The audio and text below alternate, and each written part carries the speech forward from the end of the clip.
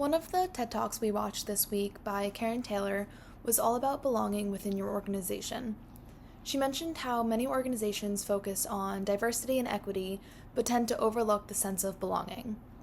Belonging overall is the emotional experience of being included. She highlights that when people feel like they truly belong, they tend to perform better, contribute to their work in a more meaningful way, and stay longer within their organization. The question I chose to answer is which element of the PEACE framework resonates with you most and why, and how it might translate into IO initiatives or everyday business practices. I chose the element of psychological safety. I believe psychological safety, being able to be yourself or speak up without fear, is the foundation for everything else. I feel like you cannot truly have a sense of inclusion if you do not feel safe to share, speak up, or admit mistakes within your environment. I think this can translate into everyday business practices by management encouraging to hear the voices of their employees.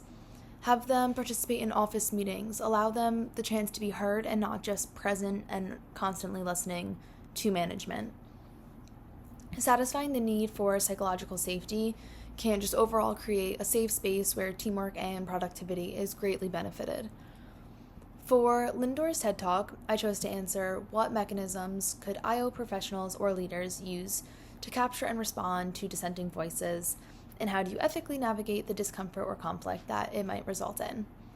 Lindor notes that the real diversity, equity, and inclusion work requires willingness to face uncomfortable truths, including listening to the dissenting voices. IO professionals and leaders can help by creating safe spaces for things to be heard or reported. They could use anonymous surveys or employee resource groups. They should also act when things are reported or shared. Instead of just listening, they should actually take accountability in action to show that the employees' voices do matter and what they're saying is important and heard. I think to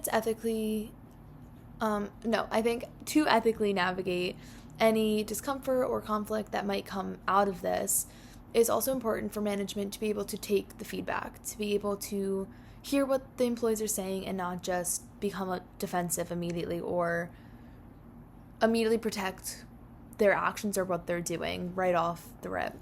They should be able to be vulnerable and acknowledge where they may fall short or where their employees are showing them that they are or they feel like they're falling short. This can help build overall trust between management and employees, which at the end of the day is crucial to a productive and healthy work environment. Thank you.